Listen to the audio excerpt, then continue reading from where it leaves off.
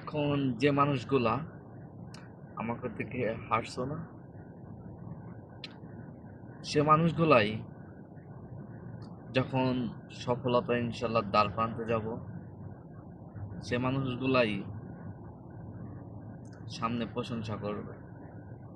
এখন যে মানুষগুলা আড়ালে কথা বলো না, ওই মানুষগুলাই সফলতা আসলে সামনে সুনাম সুনাম গাইবা। ঠিক আছে, সেই লোকদেরকে বলতেছি, ভাই পিছেও কথা বলার দরকার নাই, আমার সামনে আমার সুনাম গাওয়ার দরকার নাই। ঠিক আছে, ভালো এর চেয়ে ভালো হয়ে যাও, এখনো সময় আছে।